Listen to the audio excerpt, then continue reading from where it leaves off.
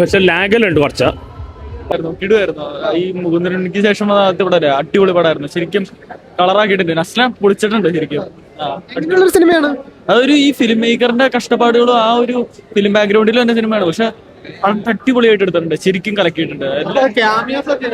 Cameos ഒക്കെ ഉണ്ട്. അതൊക്കെ പറയണോ? ഇത് കണ്ടു നോക്കിയാൽ പോരെ. എല്ലാവരും അടിപൊളിയായിട്ടുണ്ട്. കോമഡി ഉണ്ട്. ഫസ്റ്റ് ഹാഫ് ഒക്കെ അത്യാവശ്യം നല്ല കോമഡി ആയിട്ടാണ് തോന്നുന്നത്. പിന്നെ നല്ല കണ്ടന്റ് ഉണ്ട്. അതുകൊണ്ട് തന്നെ കിടുപടമായിരുന്നു. അടിപൊളിയായിരുന്നു. അടിപൊളി പടം. സിനിമയ്ക്കകത്തുള്ള സിനിമയാണ്. പക്ഷെ കണ്ടിരിക്കാൻ നല്ല രസമുണ്ട്. നമ്മൾ വിചാരിക്കാത്ത കാര്യങ്ങളൊക്കെയാണ് സിനിമയിൽ വരുന്നത്. അത് കാരണം ഇൻട്രസ്റ്റിംഗ് ആണ്. പടം കണ്ടോണ്ടിരിക്കാനായിട്ട് നല്ല ഇൻട്രസ്റ്റിംഗ് ആണ്. കുറച്ചൊരു പാറ്റേൺ ഒക്കെ ഉണ്ട്. പക്ഷെ എനിക്കത് വ്യത്യസ്തമായിട്ടാണ് തോന്നിയത്. കാണാൻ നല്ല രസം ഉണ്ടായിരുന്നു. മൊത്തത്തില് പടം നമ്മളൊക്കെ ആയിട്ട് ഭയങ്കരമായിട്ട് റിലേറ്റ് ചെയ്യാനായിട്ട് പറ്റും. ഒരു പുതിയ താരം അതേപോലെ അല്ല, കുറച്ചും കൂടി യങ്സ്റ്റേഴ്സ് ബേസ് ആയിട്ടുള്ള പരിപാടിയാണ്. അതന്നെ വെക്കുന്ന കണക്ട് ആവും. പിന്നെ സിനിമയായിട്ട് കഥാപരമായിട്ട് നോക്കുകയാണെങ്കിലും അടിപൊളിയാണ്. തുടക്കം മുതൽ അവസാനം വരെ പടം കൊണ്ടുപോകുന്നത് അടിപൊളി. നെസ്ലനാണ് പടം മൊത്തത്തില്. നെസ്ലനാണ് പുള്ളിയാണ് പടം മൊത്തത്തിൽ ഷോൾഡർ ചെയ്യണത്. പുള്ളിയുടെ കയ്യിലാണ് സിനിമ വന്നത്. ഒരു ഷോർട്ട് ഷോട്ട് ഹിറ്റ് ആയിരിക്കും. അതെ, ഒരു ഹിറ്റിനുള്ള ഒരു സാധനം തന്നെ. നല്ലൊരു വെറൈറ്റി അറ്റംപ്റ്റ് ആയിട്ടുണ്ട് കേട്ടോ. നല്ലൊരു വ്യത്യസ്തമായ ഒരു പ്രമേയമാണ് ചെയ്തിരിക്കുന്നത്.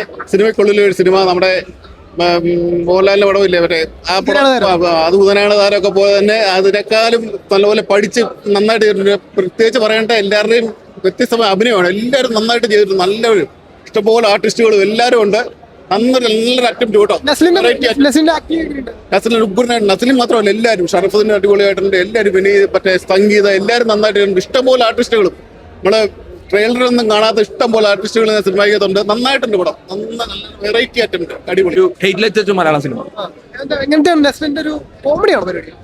ഒരു അവന്റെ ലൈഫാണ്. ഒരു ഡയറക്ടർ ലൈഫാണ്. ഒരു സക്സസ് ആവാത്ത ഒരു ഡയറക്ടറിന്റെ ലൈഫാണ്. ഓഫ് കോഴ്സ് പുള്ളിയുടെ പെർഫോമൻസും ഈവൻ മൂന്നനുണ്ണി അസോസിയേറ്റ്സിന്റെ സെയിം മേക്കിംഗ് പാറ്റേൺ ആണ്. ദ വേ ആ ഒരു ഇന്നർ ടോക്കും ആ ഒരു അനിമേഷൻസും നൈസാണ്. പടം ക്ലൈമാക്സ് എനിക്ക് ഇഷ്ടപ്പെട്ടു. പക്ഷെ ലാഗലുണ്ട് കുറച്ച്. പടം കണ്ടിരിക്കുക. സ്ട്രഗ്ലിംഗ് ഫിലിം മേക്കേഴ്സ് ഒരുപാട് റിലേറ്റ് ചെയ്യാൻ പറ്റും. കുഴപ്പമില്ല, കണ്ടിരിക്കാൻ പടം.